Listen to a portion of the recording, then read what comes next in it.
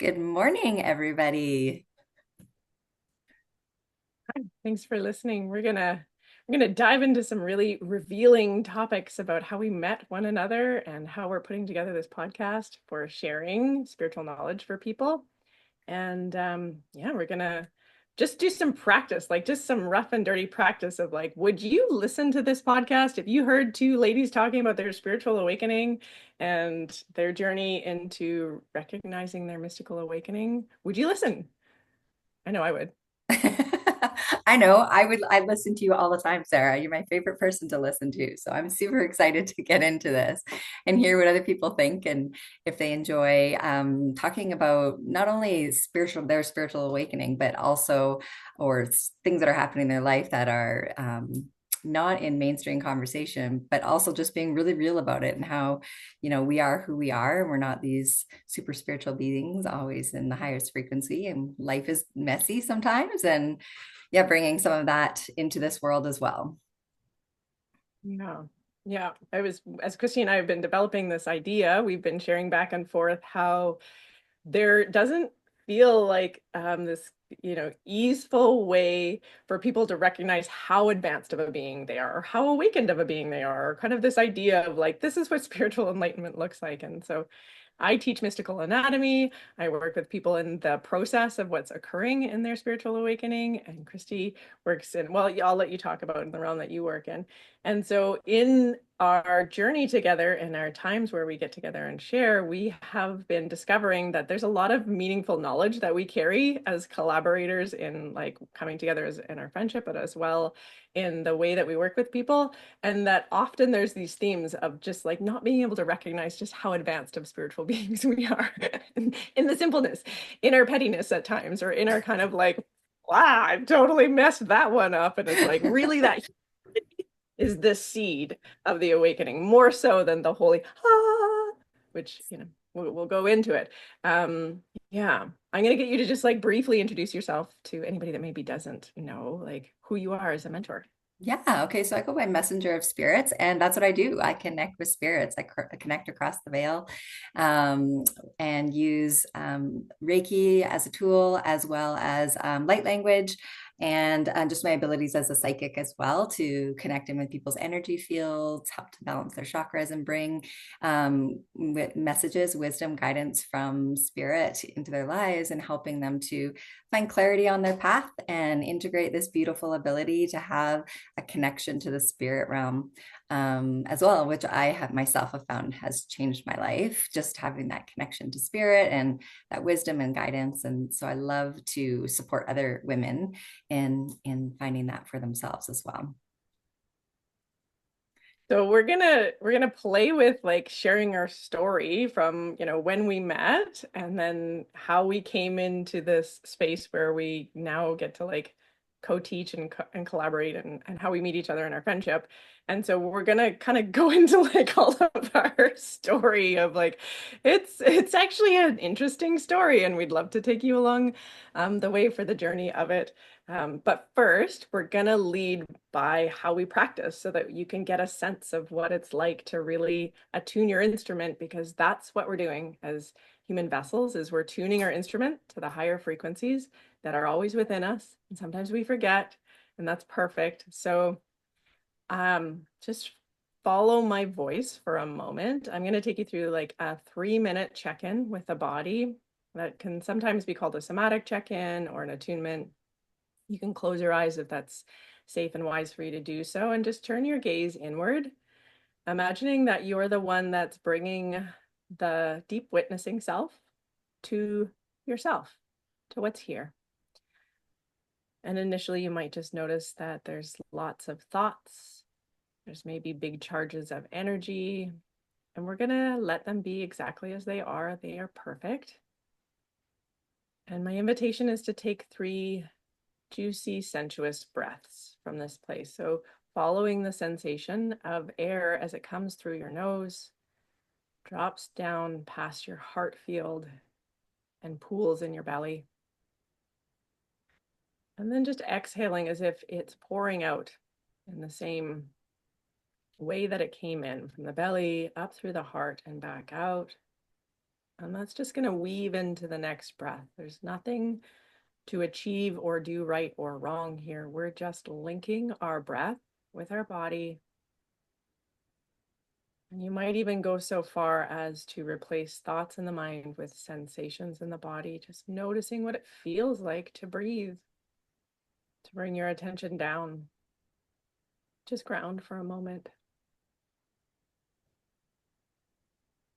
And then as you're ready to come out, you can really give yourself a good congratulations and check off your list that you did your meditation and attunement for today. And it's like brushing your energetic hygiene, brushing your teeth and energetic hygiene. It's like this beautiful, quick practice that yields a lot when you do it just a little bit a day, right? Just a little bit. Yeah, it's so true. Um, It's so often we think that we have to do this for, long periods of time. And it's just sometimes it's just that quick check-in with the body. How am I feeling?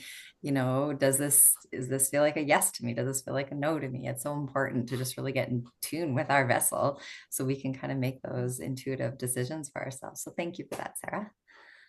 yeah, my pleasure. It's great. I love being responsible to do this with other people because then I practice it for myself too. So It true. makes me do it too. Yeah. And then I'm always like, whoa, I feel better. Like it's some shock in some way. It's like, yeah, you just grounded yourself. Shocking, you feel better, right?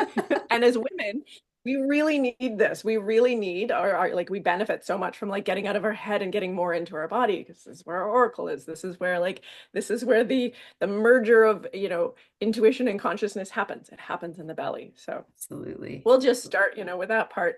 Um, Okay. I want to go into the story of like the first day I met you, like way back. What did we say? It was like 2008 or It was 2009. Well, I opened. 2009. It was 2009. Yeah, it was, I think, September of 2009. Sarah will laugh at me because I have a very good memory, which over the years of being friends with Sarah, it's diminished a bit. I will admit this is prior to drinking alcohol in my experience. But yeah, it was 2009, and I was going through well, I don't know if it was that messy at this point because I don't remember this coming first out the gate, but you were my massage therapist. Yeah, but you were messy. I don't know that I don't know that that part of the divorce had gotten messy, but you were in the messiness and you were like seeking help. And she thought she was looking for a massage, but no, she was looking for Sarah. Fair enough. Fair enough. You have to tell the story of what you first. So everyone has to understand at this point in my life, I was very involved in the church. Like it was my everything. I've been spiritual my entire life. I met Jesus at the age of 6, and I was like, I know this guy. Like he was so familiar to me, and I was channeling him from the time I was 10 years old. So very, very connected to the church. It was super easy for me because I didn't recognize I was clairaudient and could literally hear Jesus speaking to me. So I didn't understand how people would, what do you mean you don't have faith? Like you can just hear him, like truly until my early 20s didn't realize that's not how it was for everybody. So this is the context of how Sarah meets me. Sarah had a very different upbringing, very wild, very fun. She literally rode horses bareback and like what did you do on them? Like dance, like people do that. Anyway, Sarah's Acrobatics. stories are incredible. But I was the drugs, and rock and roll like corrupter to this like Yes. really kind of innocent, pure person. And she came just like, married at what, 19? Like Yep. you were so young when you got married, and then like, had kids right away, and like had just like been with like the church and raising children and praying, and that was her life. And then she came to me because she was like having the beginning of what I would call is like one of those initiations of a spiritual awakening in the form of a divorce, right? Like we Yep. think that we have these initiations and that they have a title, and it's like a disease or a divorce or like some sort of rupture of reality is really what it is. And then we go on a spiritual journey, but we don't know that's what's happening. Like we believe so fiercely in the story of this thing. And Yes. at the time, like I didn't know any of this. I was just like, oh, this poor woman has not lived. Really, I'm going to take her holiness down into the darkness and I will with all kinds of sex, drugs, and rock and roll.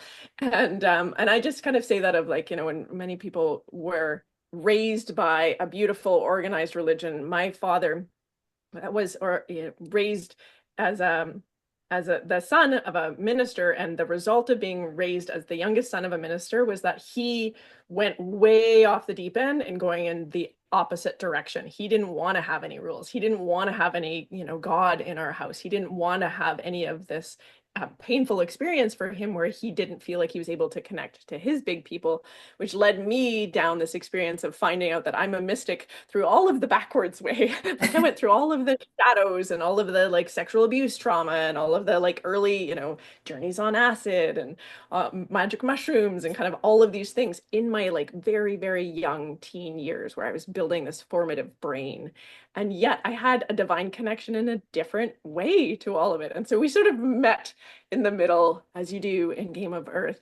And you were like so much in the tenderness phase of the heartbreak. At the time, we had music that would play that was like sort of this like casual, easy like coffee house style music. And any song that had like any, which most songs do, have some like reference to love. And you were like so in the pain of it. You were like, I can't listen to music Oh even yeah. in this like, yeah. I remember just Yeah. crying through the whole entire massage. Like, so this is like a few months in to us working together. And then like Yeah. this whole experience kind of came up. And at that time, as I was going through this incredibly painful time, you were started taking your yoga teacher training. And Mm. so, Yeah. as time went on, we started to have these conversations about you with and what you were learning through your yoga teacher training. And I was going through a course, I was doing therapy and going through something called Insight, which talked a lot about codependency. But it was very interesting, completely two different paths. And yet, so much of what we were learning was aligning. And we started having these types of conversations there on the massage table.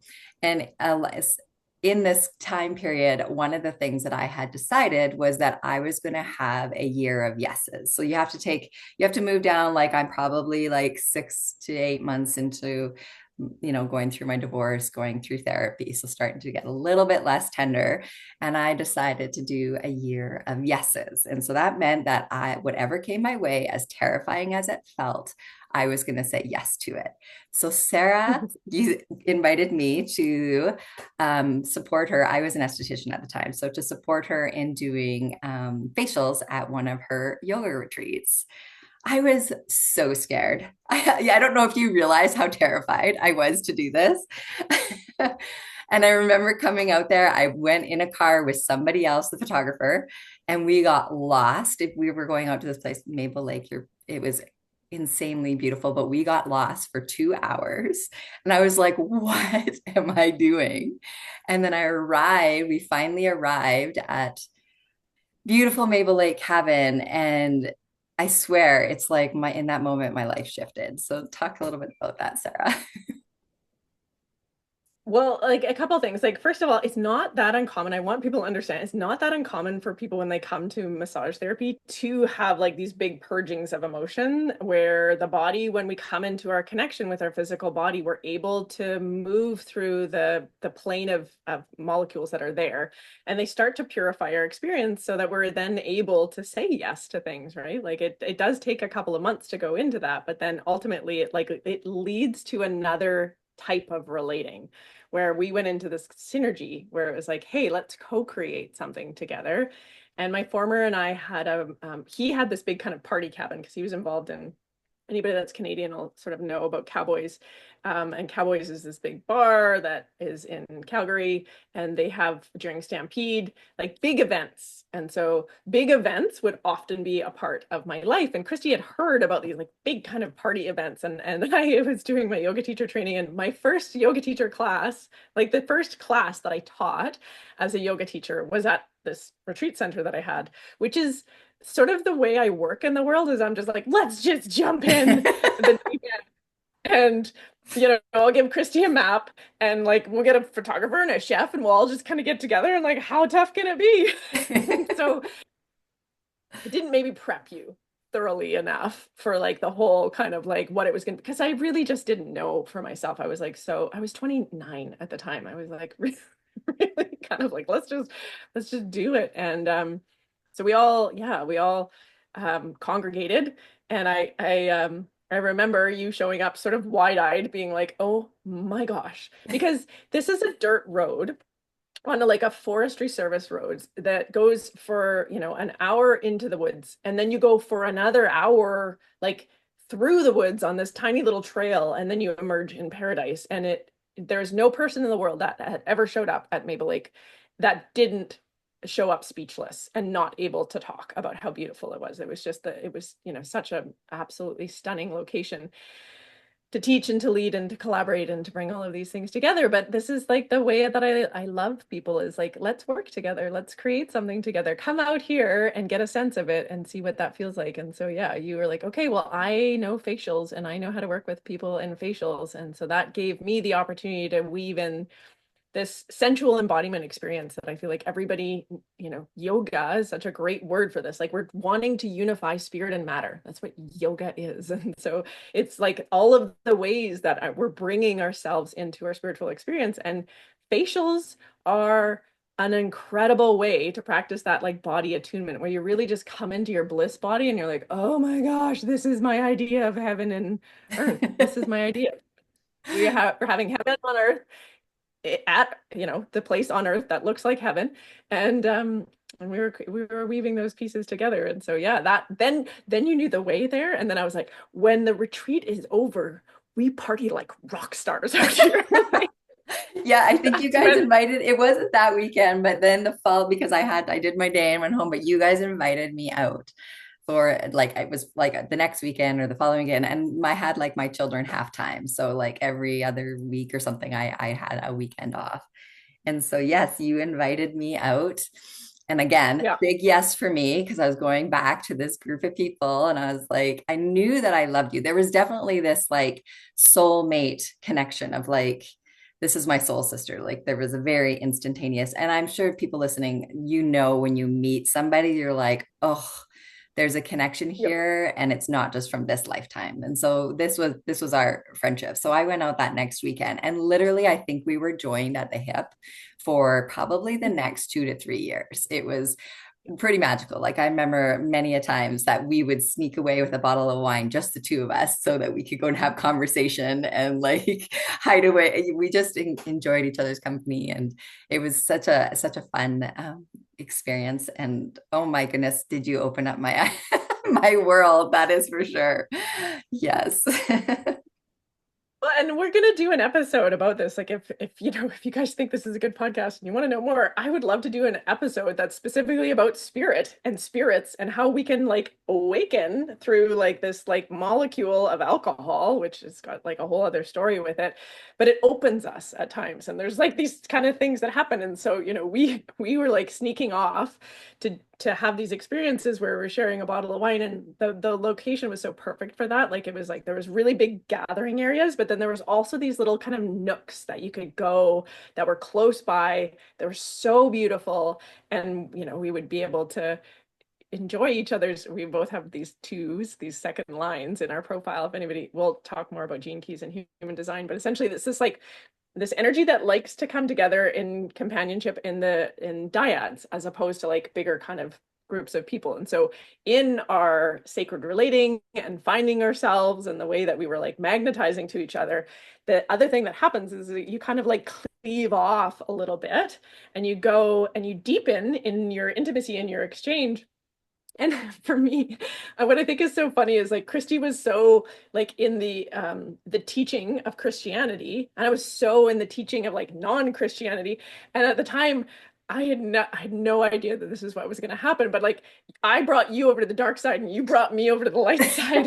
We kind of switched spaces. I'm like, now I'm the one that's like really into the rainbow body and Christed consciousness and all of these sort of mystical elements of it, and mostly sober, and just like it's such a funny thing to reflect on, of like, oh yeah, that was my initiation into this elements of miracle. And I remember sitting beside the fireplace talking to you about miracles and being like, how do you believe in miracles? Like that doesn't even make any sense. And then you told this story of like, I don't know how to describe it, Sarah, but when you've had a baby, you can't really not believe in miracle. And Christy has this quintessence way of summarizing these vast spiritual concepts that bring you to this space of awe where you're like, I have no response to that. That sounds pretty mystical indeed. You're right. Yeah. So then we just kept experiencing church, the Church of Tequila or the Church of Conundrum. Yeah, conundrum. That was our wine of choice at that time. Oh my gosh. And I didn't even drink wine. That was a whole nother experience of like easing my way into actually enjoying the taste of wine. And and yes, and you guys had many a beautiful bottle of wine out there. So I was like, I need to learn how to like this. I remember that. Well, and that was totally my jam from the beginning. Is like I did yoga retreats where we drank wine. It was like wine and yoga, and everybody was like, "You can't bring those two together." And I was like, "Absolutely, you can." Can you imagine how much better the wine tastes when you're like fully conscious in the experience? And we would do these like gastromolecular journeys where it was like bringing spirituality into the sensual experience and then exploring like flavors of wine from that space, which by the way is the fastest way to sell a retreat. It's like a filler retreat. Women are like, wine and yoga? Yes. And you hear about that now, but this is like back in 2009, 2010. Like it wasn't Yeah. as like that was a rebel thing to do. But yeah, we did that for quite a few years. And I was running my business and you were my bookkeeper, which was also Yep. great because then we had this other excuse of like Christy had done a bunch of accounting and your own kind of training in that for your business because she had a spa out of her house at the time. So you could be a stay-home mom, have Yes. people come to you, do this dueling thing that we do as single moms a lot of the time that people don't realize. By the way, the divorce went through and it was like kind of like all kinds of like messiness through that. But we were doing Church of Conundrum. And then you ended up moving in. You lived with me. What was that for a while? Oh my God, everybody needs a wife. Yes. It was such a nice time. And oh, I learned so much from being just in your energy for that amount of time. My kids were going through teenage stages, and I had never, just being in the church for so long, like I didn't really learn how to communicate with my kids, like to talk about, like, didn't we find Luke had in his stash of pot for the first Yeah. time? And like, if you had not been there, I would have lost it. And you're like, Christy, this is normal. You talked me off of so many ledges, but not only that, you helped me develop at a very pivotal point in my children's lives the ability to have open communication. And we started to talk about everything with the kids, like to the point that it was cringeworthy, and they would be like, no, and they would leave the room. But it was such a gift because I learned how to communicate with my kids. Like nothing was off limits. We could talk about everything. And it really set the tone for I have a beautiful relationship with my kids and our ability to communicate about everything and just having this open and honesty. And that would not have happened without you living. Was it 6 months? You were there for 6 months or just over? Yeah, like I rented that like a little office room downstairs and I was launching my business. I was in the initial years of launching my business. So, as any entrepreneur, I was like, there's initial phases. You're working these long hours and to drive back out to the retreat center where my former and I had, it was just like, it wasn't sustainable to do it in that way. So it was, for me, it made That's what my it was. life easier. And for you, it made your life easier because I would start work really, really early, and then I would finish at sort of like 4 or 5 o'clock. I'd grab dinner, go home to your place, cook dinner, and I'd be hanging out with your kids making dinner. And then you would be finishing your workday and you would come upstairs and you were just like, oh my gosh, like dinner's made and we're all sitting down to a dinner together and, having these like conversations like you were saying. And because I grew up in a household where it was really like sex, drugs, and rock and roll related, there was no boundaries around this. Like my dad did a really good job of not lying about what the adults were doing. I would argue now that I understand developmental anatomy around like there should have been some more boundaries around some of the things I was exposed to at a very young age, and how that affected my brain. And also, as a mystic, knowing the perfection of all of it, I was able to create this safe space really easily for those places, like you said, for like, when you were like, oh my God, I remember you being like so off the handle of like, Luke is smoking pot. And I was like, no, it's great. You were like, what? Like, you were just like, I don't think I said it was great because I was, also sensitive to your response to it. But I was able to be like, this is good. It's better that and you're a part of it than him feeling like he can't speak to you or come to you because you're his big person, you're his safety, you're his nurturance field. That's what allows us to move through transformation and growth. And this is a really beautiful element of like parenting, that in the past, if we kind of followed this like, oh no, drugs are bad, kids are, need to follow the way that I was taught to create safety. What we actually do is we create non-safety, and then they find it somewhere else, right? Like Right. they'll find it in a gang, they'll find it with the other kids that do drugs, they'll find it in, we know these elements. And my dad, when I grew up, it was the party house. Like it was where all of the other parents had said, don't do drugs. So they were like, okay, we'll go to Howard's place and we'll go do drugs there. And so he, in his mind, that's what he was advocating for, is like, they're gonna do it anyway. I'd rather they did it in a safe space. And so I was really just longing to teach that to you, and to be a space for that. But it was really nice because we were both like in this transitionary time of life where we were looking to re-imprint family in a new way, right? We didn't Yeah. have men in our life. Yeah. We were both entrepreneurs, so we're both in the alpha of our like space, but it's nice to have someone play omega for you. It's nice to have someone to be a sanctuary for you. And so we were able to help each other through that like icky sort of transitionary space that happens when you go through divorce. It's really painful to integrate all of those dynamics of like, oh gosh, now I'm doing everything. And so Yeah. yeah, it was like it was a really beautiful time, and I still look fondly back on that. And that's when I discovered I was pregnant, was during that time too, is when Oh, that's right. I was Yes. pregnant with Cohen was in 2014, and I was staying with you, and it was like Game of Thrones era. It was like Yes. there's a whole winter of lots of Game of Thrones and eating so much food because yeah, I was pregnant. That's my excuse anyway. Yes. You loved strawberries and raspberries. I remember very distinctly. And then, yeah. Yeah. You're like to an excessive consumption. You're like, something's up here. Cohen still loves raspberries, and it's like the sweet story of like he loves raspberries, and I didn't. It's not that I didn't love raspberries. It's just that that wouldn't have been the choice that I would have made. That's I had some weird kind of food, things where all of a sudden I wanted to put like lemon in my spaghetti, and I was feeling kind of nauseous. The only thing that would feel good to eat was raspberries. And then yeah, I did a pregnancy test in your bathroom downstairs, and it was like the sweetest moment in my life, because my whole life my parents were like, don't get pregnant, don't get pregnant, sex, drugs, and rock and roll. You kind of worry that there's like you could get pregnant, and I never did, shockingly. Never did. And I remember that experience of finding out that I was pregnant sort of as almost like a surprise to me, because I'd spent so much of my life being like, don't get pregnant, don't get pregnant. And that moment where that was revealed to me, I just felt like this, like, oh, I'm so grateful to be a mama. And I'm so grateful that a soul has chosen me. And it was like, oh, this like really, really pure experience of knowing that it was the right fit for me to come into this next kind of phase of my life, which we'll get into those episodes later, like all Yes. of the other parts of it. But that's kind of like I got pregnant, and because I was pregnant, I ended up moving to Fernie. And so I kind of like we kind of moved away from each other after that Yes. phase, because there's that shifting that happened, and you met John, who's your husband now, and you moved to the States. And so there was like this kind of separation that came into our field of friendship after that. So it was like 6 or 7 years of deep, deep closeness. Yeah. And then started to move into this segment where you were away from me and we were still in touch with each other, but you had Lily. Cohen was Yes. growing up. Yep. Then I started to, then COVID happened.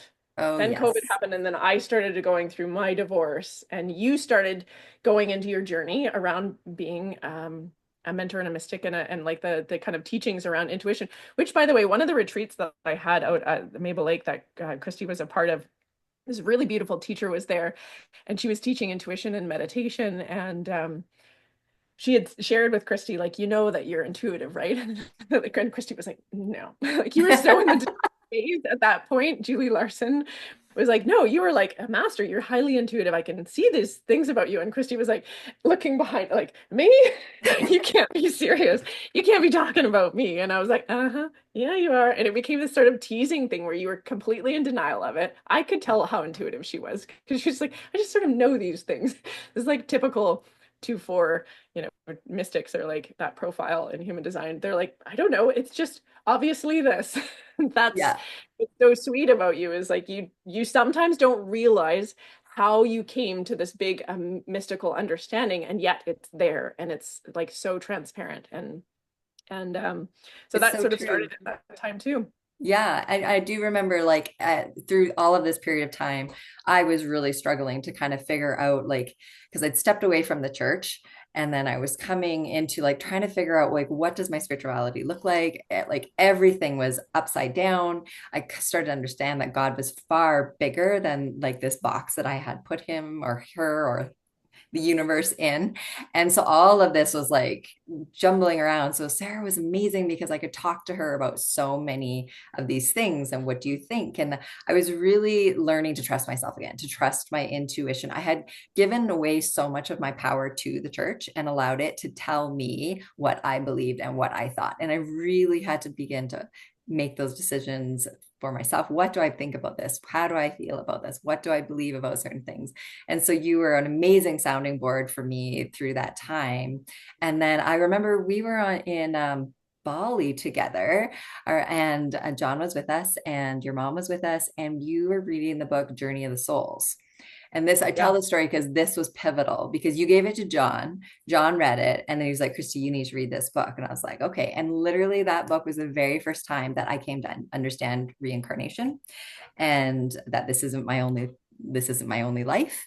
I always thought that I had one life, you went to heaven or hell, and that was it, so that was huge. And as I'm reading this book, I felt like I was remembering like everything I read. It's like this resonates, this is real, I understand like this in a way that I shouldn't understand. And that was like the very beginning. So that would have been what, 2013, and that was or yeah. 2014, yeah.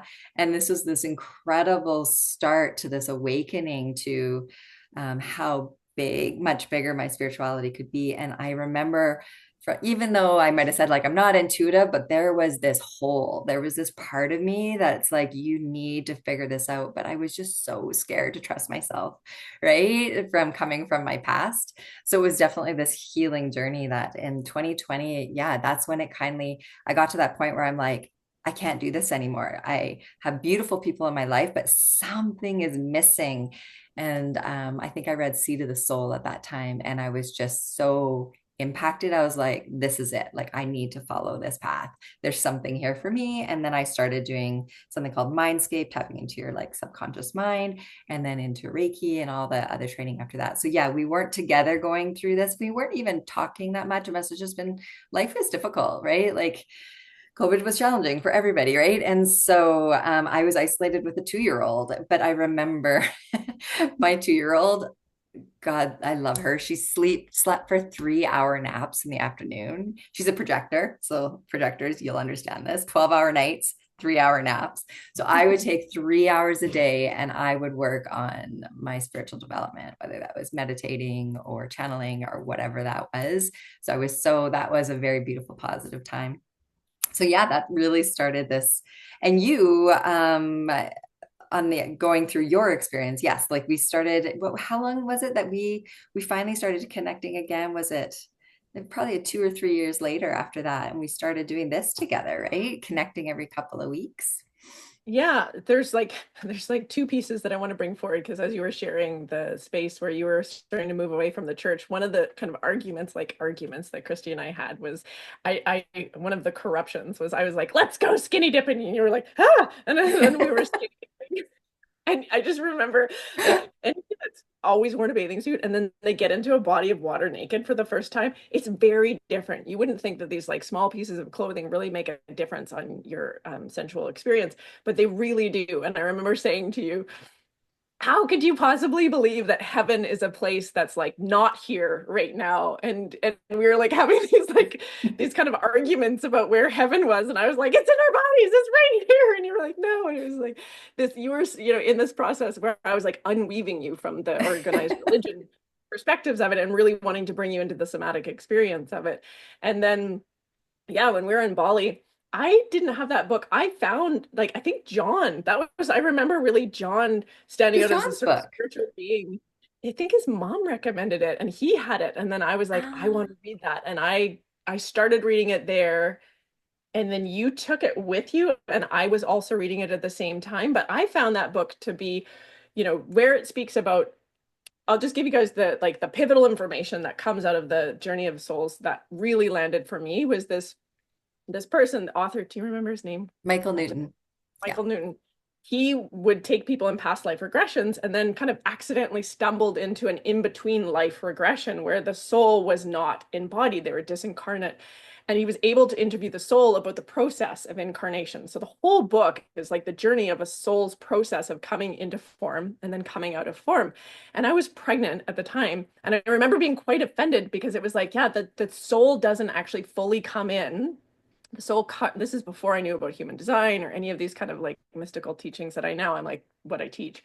But I remember being quite offended of like, what do you mean my baby doesn't have a soul? Like I was just like, I was like, did not compute to my mind at the time that that could be the case. And it's like, well, no, there's like these layers of the contract that happen when your soul comes in through the veil. Like there's these elements that are a part of your awakening process, and they're replicated genetically through the rest of your life in these cycles as well. So we're always collecting these parts of us as we come more deeply, bringing our like heaven into earth, so to speak.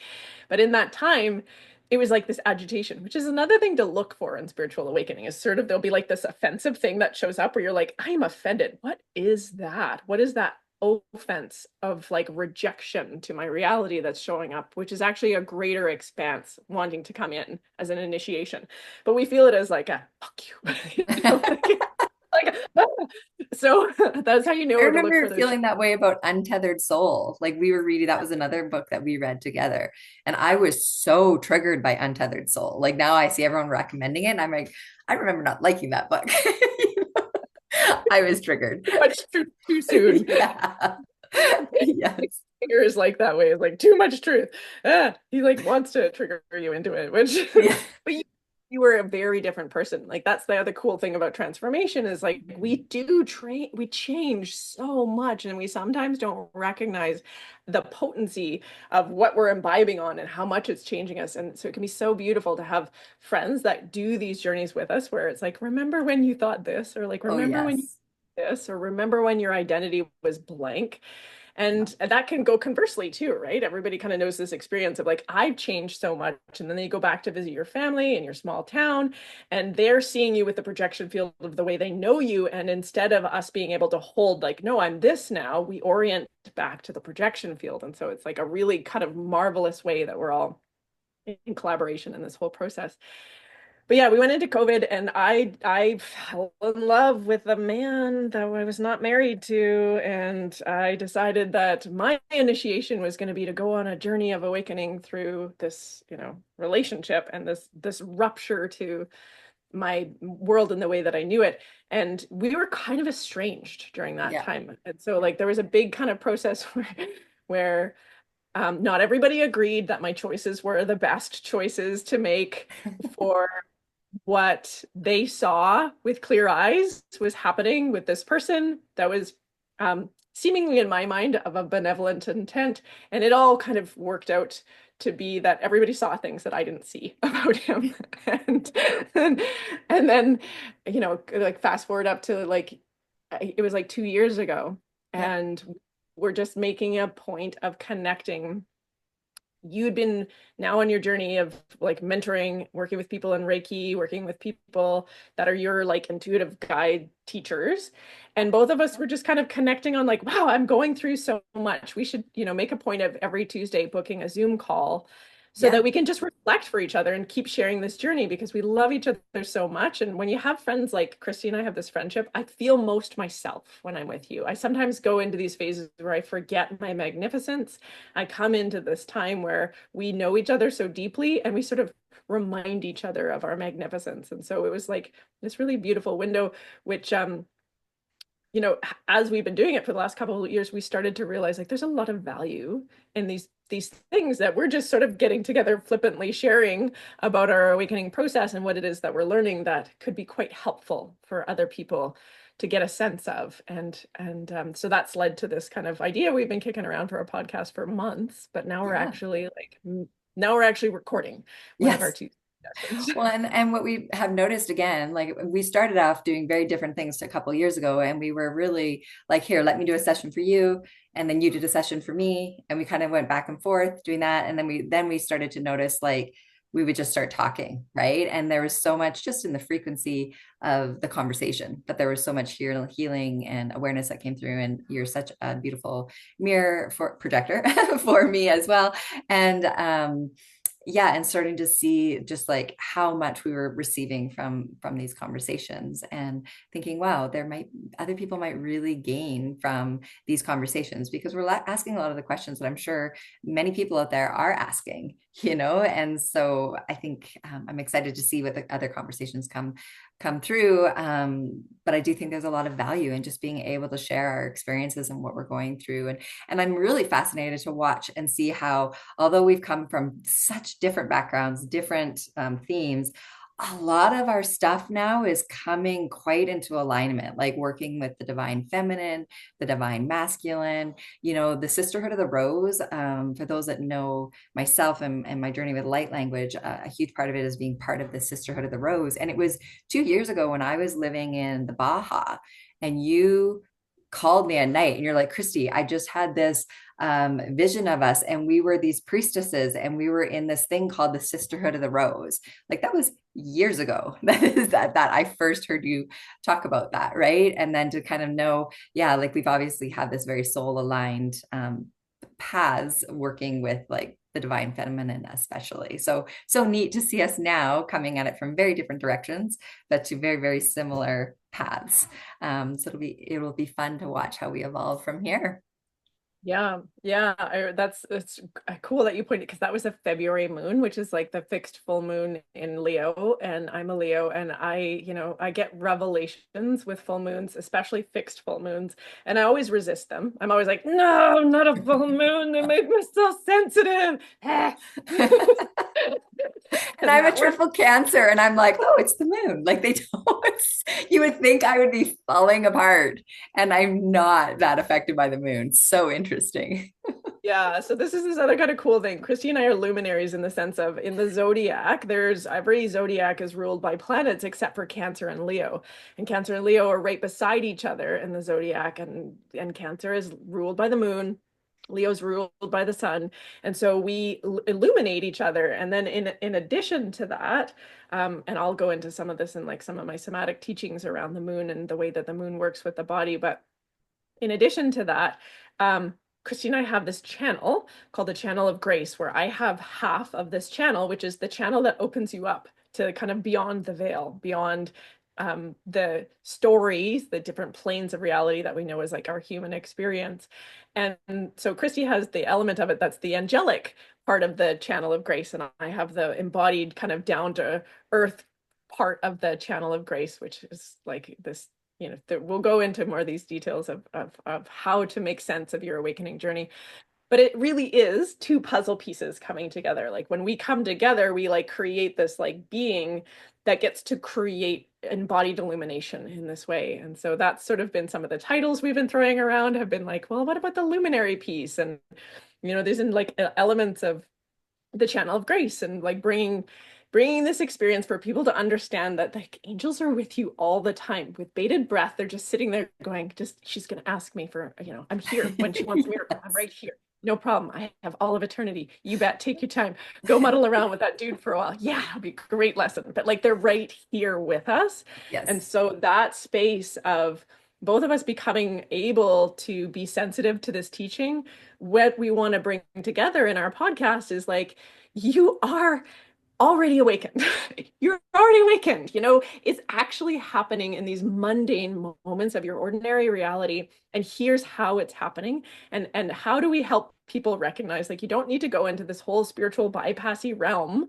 You can be in this really like simple life, raising your children, doing this work, channeling angels, and then coming back to like writing emails and like having me connecting in with a person that you have to have a fight with, or there's some sort of like, dissonance, connect into their higher self, and then go and have like a meeting with them on the actual material plane. And so like those real practical life parts are the parts that we want to bring together in this podcast.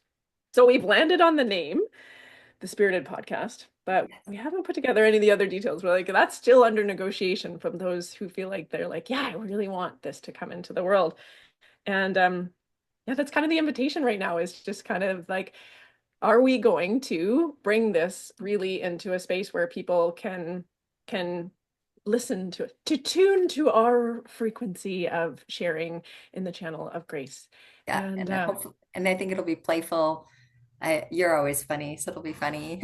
we're gonna get drunk for one of them. We're gonna start channeling. We're gonna like show you what not to do, and like here's why, but here let's show you. I Yeah. what we have like your masks on. I'm obsessed with your masks right now. I'm Oh, yes, the aloe masks. we could Yes. do Oh yeah, gosh, we can even, yeah, we can do all sorts of different episodes if people have things that they want to hear us talk about. But I think that not super structured.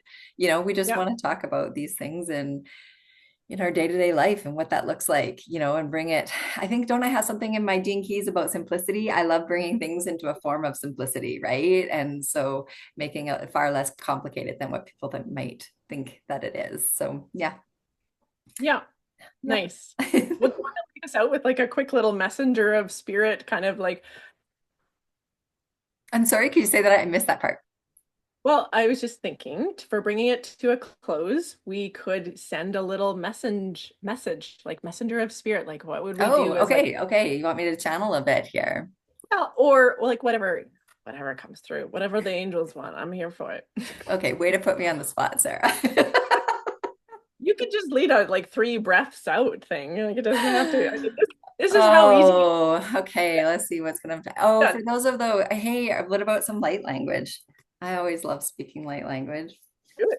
All right, let's see what comes through. Thanks everybody for being here. We really appreciate you listening to us banter, and we're just excited to bring through these messages that hopefully really connect you, to your soul and to your remembering and who you are on a soul level. And we're human. We're in this human experience. We chose to be here in a human form.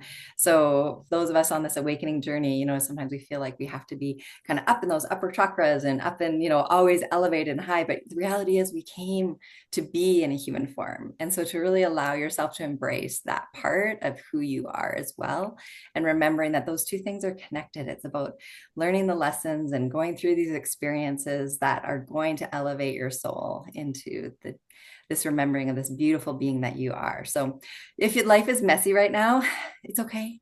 Settle into it. It's all part of the journey. Sarah and I are very messy people. And I'm glad that we can be authentic and we can be real around that. And so I'm just going to close out and send you guys away with some beautiful light language that hopefully just settles your mind, eases your body, helps you remember the divine being that you are. Toya karakois tanana kastoya ni. Aya satarakoya satarakia stoya nai. Toya sataraki totoro oya satarakaya sanai. Toish tanana kia tai. Aya satarakoi stoya sataraki. Aya satarakoi tois sataraki. Toya nai satarakaya nai. So much love to you guys. Thank you for being here and sharing our first episode, which is hopefully one of many. Mhm. Thanks so much, Christy. Blessings to everyone. Blessings. Bye bye.